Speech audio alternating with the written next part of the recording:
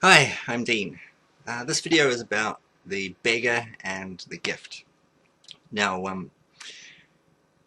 do I start?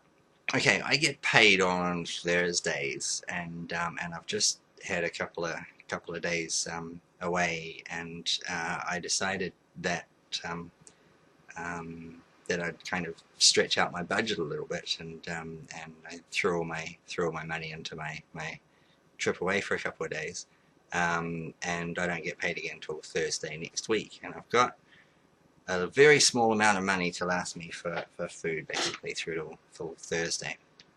My plan was to buy some takeaways and stuff on Sunday. Today is Sunday, and then on Monday get a bag of groceries out of my remaining money. I had $30 um, to do this with, so I figured $10 for food for the Sunday, and then 20 for food for a couple more days. I've got rice and stuff like that here, and that's really okay, rambling here a little bit, but that's just a little bit of background about my situation.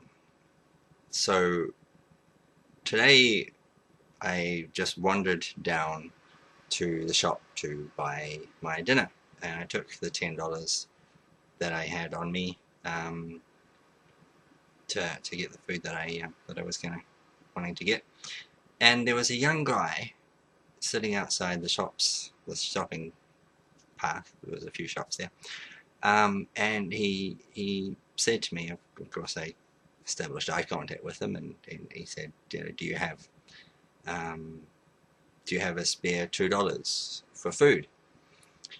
Um, so I analysed these words, of course. Do you have a spare $2 for food? That's quite a sentence. There's quite a lot of stuff involved in that. Um, Obviously, I don't have any spare money, and neither do you. No one has spare money. It's what do? You get your paycheck through. Yep, it's $400. Oh, great! I've got 50 spare. I might as well just flush that or give that to someone. It doesn't work that way. No one has spare money. And if I did have spare money, I would have been using it for stuff like buying food, which is what I did. So my response to him was, yes, I do have spare money, but I'm using my spare money to buy myself food. So I continued on to the shop, and I placed my order, which was at a roast vegetable shop, and I ordered a tray of roast vegetables, potatoes and gravy and peas and all that sort of stuff, which would have done me a couple of meals. So they're pretty good sized dishes, but that cost $10. I thought about getting the $8 one and then going and giving the guy $2 change back. But there are a lot of people that beg for money that don't actually buy what they say they're going to buy. Like people say, "Can you give me $2 for my bus, for a bus ride?" And then they end up not going on the bus, that sort of thing. Because there's actually really good money to be made from begging. It's not a bad career choice, really, if you're into that. I placed my order and I waited for my food, and then a few minutes later the same boy walked into the shop that I was at with $2, and he ordered chips, $2 of chips from the people, and not entirely nutritious. But I acknowledged to myself that he was definitely in need of food, and he was true to his word, which was really cool. He passed the test. So as he sat down, I looked at him for a bit and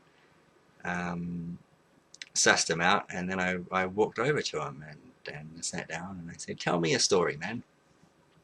And he started to tell me a story, and he happened to tell me a story about why he's asking for food, which was kind of the topic on the table, but just really asking for a story. So obviously that was the first thing on his mind.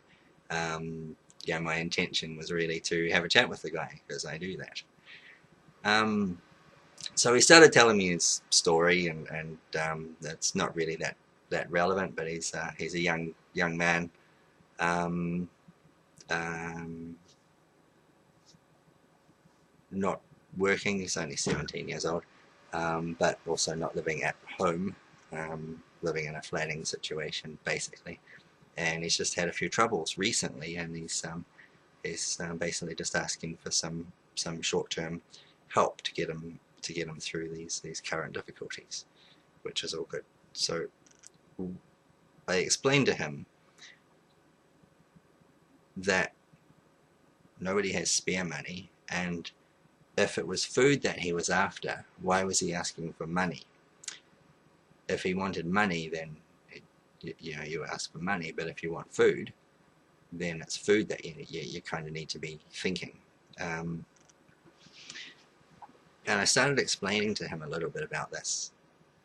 Since he had said to me that it was for food, I had managed to figure out that the guy was actually after food and not money, even though he was asking for money.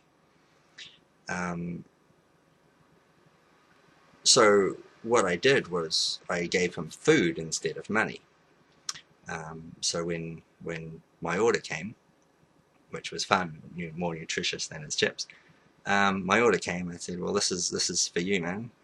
You've got food there that'll do you for a couple of days, really, or a few meals, a couple of meals out of that." I said, "I don't have any spare money now. I'm gonna need to sort my own problems out, but I'm not going to be asking for money from people. I'm going to be solving my own problems." I acknowledge that it takes a lot of courage to ask people for money or ask people for help at all. But the lesson that I shared with him was to think about what you really need. And all we really need is to be able to breathe. That's the basic fundamental of being alive. And anything else separate to that doesn't really matter. Obviously there's a provision for water and food, but technically they're not really essential. They're not really essential. It's only really breathing that's essential. You can recirculate your urine, your fluids if you want to, or you don't really need that much if you're doing the whole sun gazing thing. But we don't really have that much need for that much food and that much money. So yeah, essentially I was saying to him, okay, if you want something, then you kind of visualize that rather than the money for it. So, if you want food, think food. And if you want money, think money. But don't think money for food. That's too many steps, and money is too much of a general term. So so basically if you're thinking I need food, think I need food. And then food will come. That's how it works. If food will come via money, then someone will give you money, basically. I also explained to him that $2 goes a long way with seeds. You can buy $2 worth of seeds and grow maybe $50 worth of vegetables with that in just a small patch of dirt.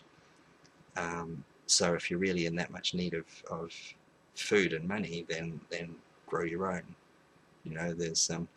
There's really no excuse not to grow your own food, really. Even if you don't have any land to do so, you can still do it. You don't need much, a bucket with a bit of dirt in it.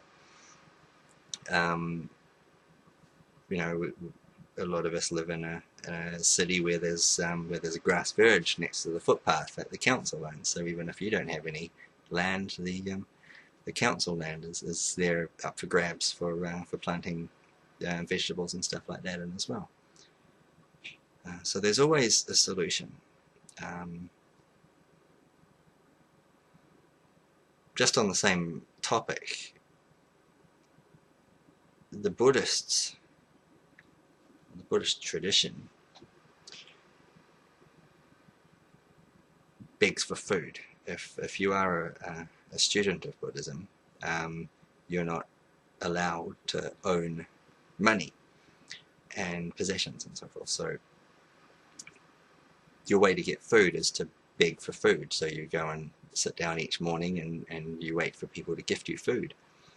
And the trick is that there's an exchange, and the Buddhists can grow their own food, earn their own money, work their own jobs, buy their own food, whatever they need to do.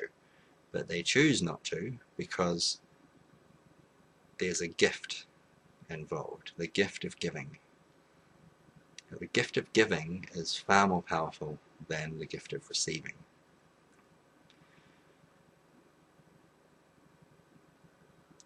So I explained also to this young guy about paying it forward. I said to him, I recognize that you're a nice guy, and you you seem to want to help people. He told me a bit of his story, and I said that's how it works. You go around helping people, and then other people will help you.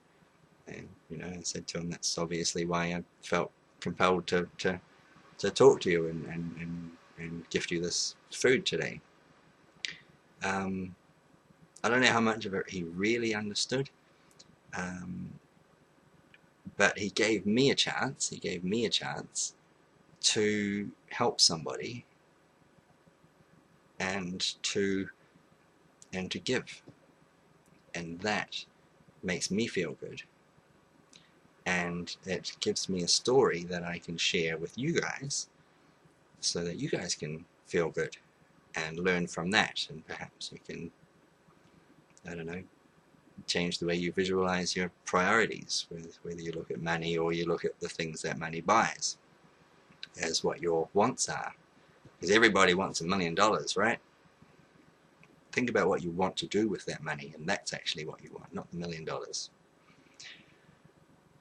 So that's really the lesson I was trying to show this guy. But the gift for me is that I feel happy and energized and recharged, and I don't really need that food, and I can survive till tomorrow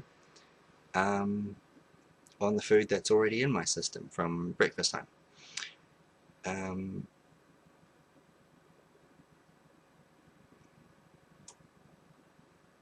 And he'll survive for a couple of days on that and probably digest that food and that information over the next couple of days, and he might, I don't know what he might do, but his life may be different. It must be, because any interaction with anybody changes your life, doesn't it? Pay it forward. Help people.